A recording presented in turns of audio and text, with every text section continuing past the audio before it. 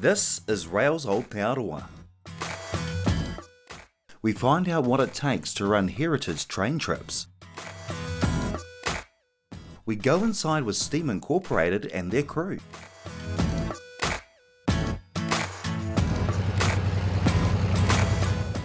So stand clear of the platform, keep clear of the tracks. And look out for STEAMINC's heritage trains.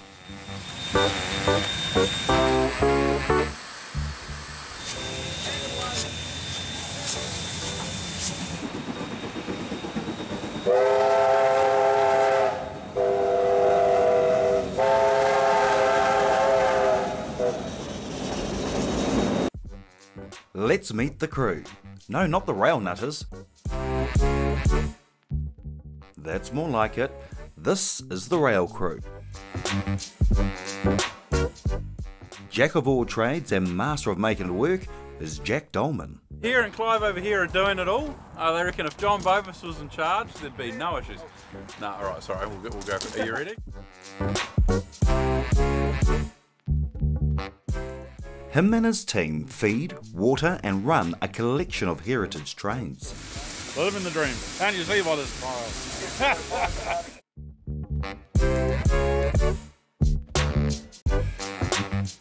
The trains are currently in the process of being split, and we will... He knows. I'll come have a chat to you in a minute. That is the operations manager, yeah, no, he if it wasn't for Jack Dolman, we wouldn't be standing here today. So all aboard with Rail's Ōrāpōta and STEAMINC's crew and friends.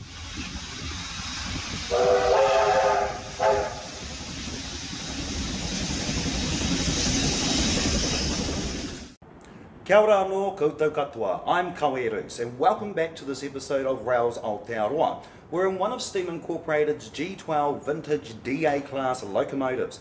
Now, these things have an interesting history, but if you want to find out more, check out their website at www.steaminc.org.nz, and whilst you're there you can figure out when they're having their next trip, and you can also find out how much it costs to go on each of these particular trips. And to be honest, it's not going to break the bank balance. All your money goes into fixing, restoring and maintaining this beautiful collection of heritage railway fleet of locomotives and carriages for all Kiwis to enjoy. So they've got steam engines, they've got diesels, they've got carriages from all sorts of time periods. So if you want to find out more, make sure you check out their website. But for now, sit back, relax and enjoy the ride. Ōrāpōta!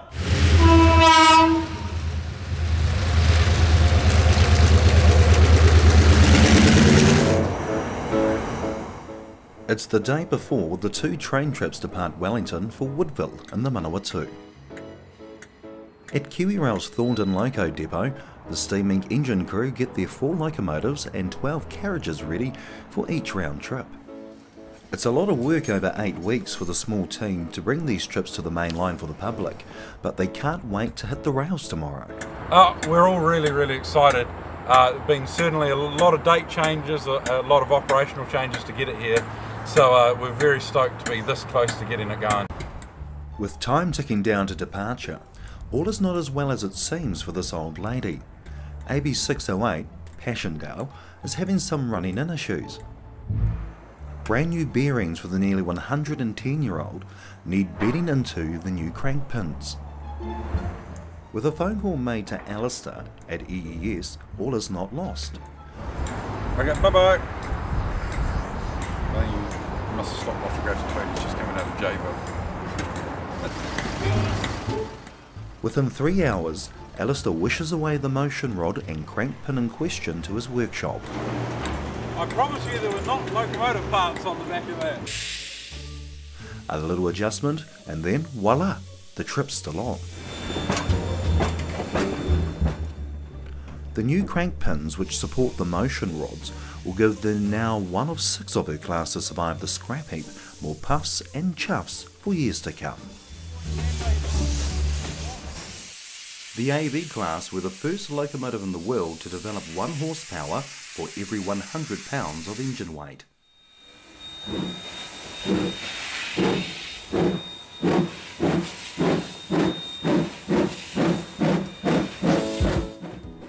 AB 608 is a famous engine. In 1927, she was driven by the Duke of York between Arthur's Pass and Cass. He would later be King of England and New Zealand. They were New Zealand's equivalent of the UK's Black Fives. She's the leader of the then 151 strong fleet. Ones like her were seen all over the country. Named after the Battle of Passchendaele, she's a national war memorial to those Kiwi railway workers who lost their lives during World War I.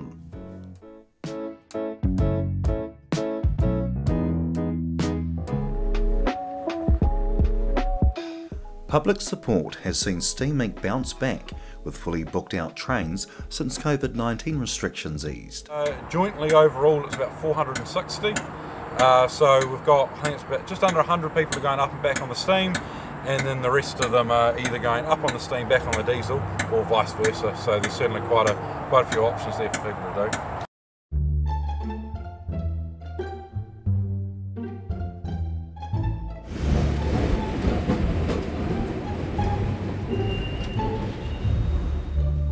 It's 5:30 in the morning and the volunteer train crews arrive to work.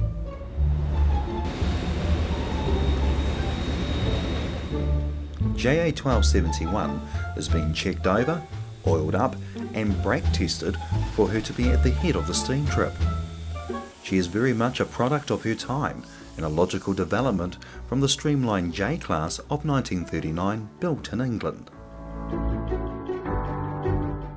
Along with other advanced technologies like air-operated firebox doors, they rode on roller bearings, giving the JAs a maximum speed of 120 km an hour.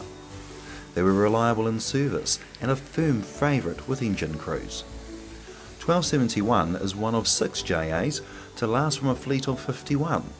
She's a young engine, being only 66 years old. For now, she is the only mainline certified loco of her class.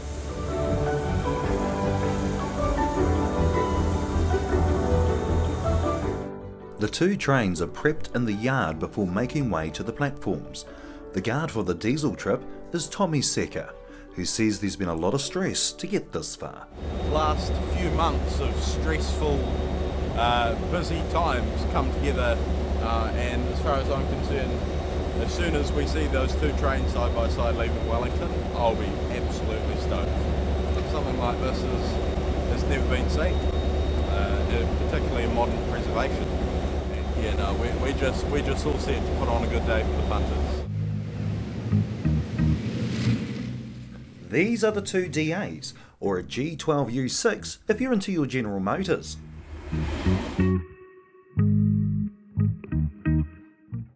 DA 1410 is seen here, brand new in Canada, on a standard gauge wagon, set for 30 years hard labour with NZR and now STEAMINC.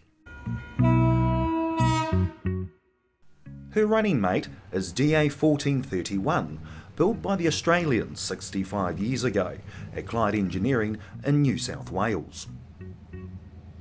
Both locomotives now form the largest private collection of G12s anywhere in the world. Not to mention they're probably in the best mechanical shape than any other.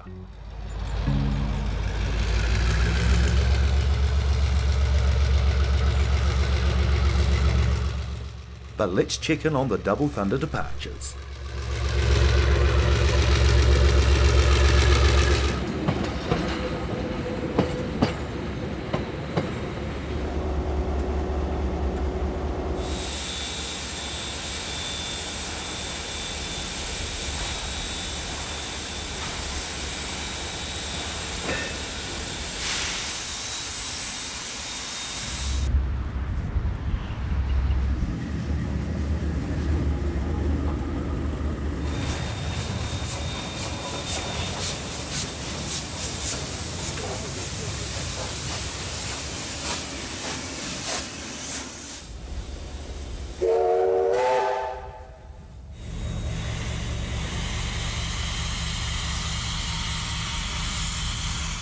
It's a slow start out of Wellington as the two trains negotiate the mass array of points and signals.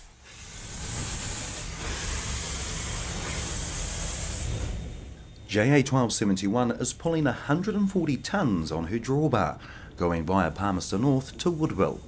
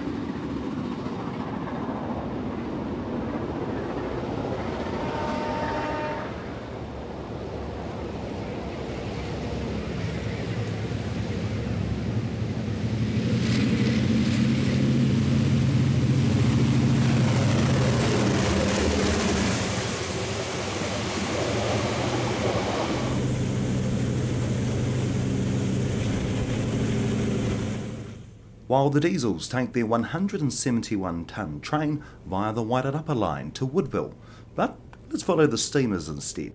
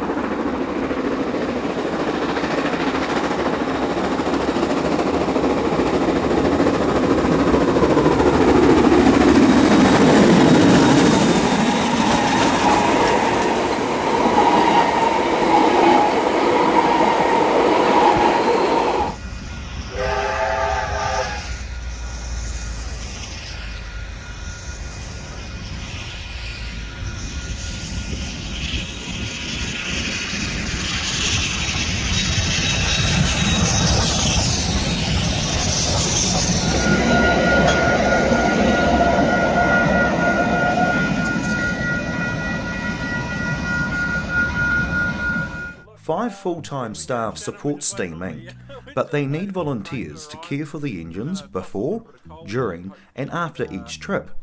Before the next service stop, Jack and his team of young volunteers are set for a fast turnaround. We're going to take a little bit of water, just top the tender up on the JA, and the boys will get on and do a little bit of servicing just to make our time at Woodville a little bit quicker. Originally we had a 35-minute stop here, but we're going to try to squeeze that out to about 10 minutes.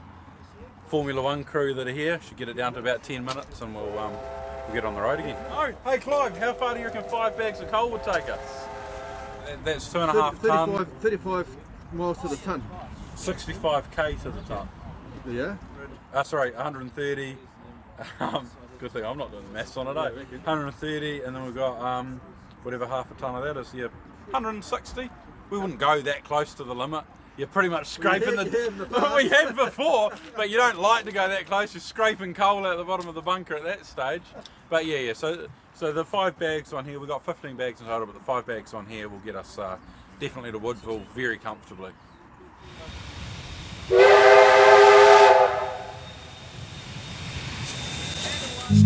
Like Jack said, that Formula One crew gets stuck into JA 1271, topping up her tender with coal and water for the essential steam needed for the run ahead.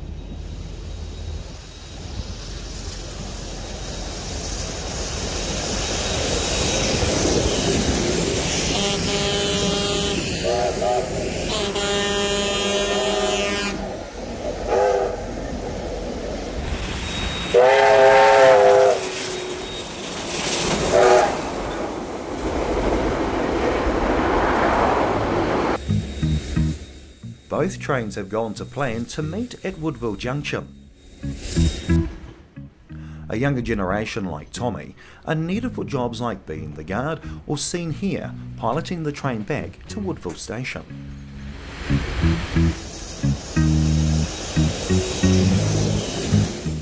While up the front, a shortage of knowledgeable steam crews has pushed a new generation onto the footplate. Showing them the art of firing coal and maintaining steam is Kawe Roes trainer Richard Norton. Yeah, we've got a trainee fireman, Mr. Paul Finnan from the pharmacy. So I'm teaching him the finer arts of how to fire a steam engine on the main line. So it's all good for the future that we've got some up and coming firemen. Well, we were lucky enough to be on the AB coming up from Shannon, and as normal, performed like a treat. The boys on the J, they've been having a great day as well. No problem in the steam making department, so that's what we like. And mechanically, yeah, the AB after a little hiccup yesterday is performing faultlessly. So I must stress, if it wasn't for all these members of Steam Incorporated and their hard work, the same as the other voluntary organisations, we wouldn't be able to bask in the glory. So their efforts to get these up to spec and be able to run at 70k, share the network with Kiwi Rail trains is a tribute to them. For them to be out on our network displaying their hard work is just, yeah, as I say, you can't quantify it, because just that next step up from being around their depot, being out on the track, so members of the public that otherwise wouldn't see a train can come out and see these preserved beauties. Living the dream, Kawe, is what they say, is my motto in life. Living the dream. I'm getting paid to do my hobby and for coming to work.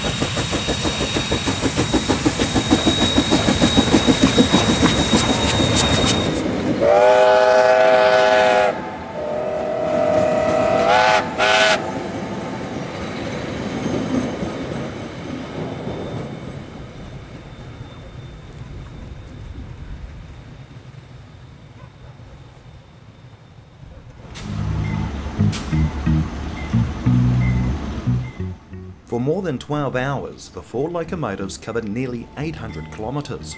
The steamers took 50 tonnes of coal, while the diesels guzzled 1,300 litres of diesel. 12 carriages took 400 passengers, thanks to the work of many volunteers.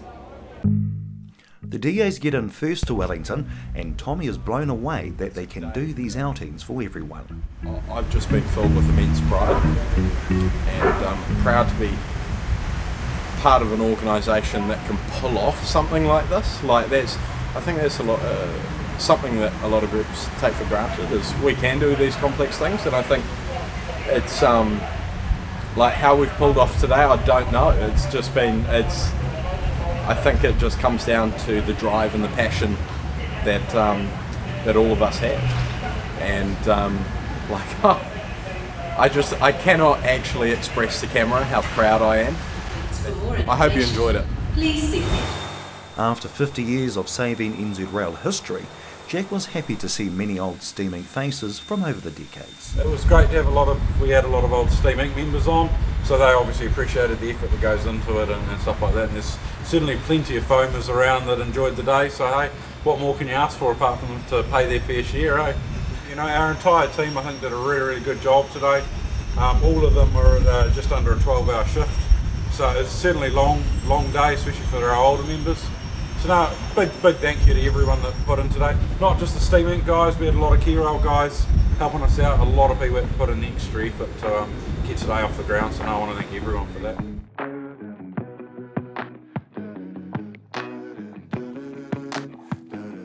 I breathe.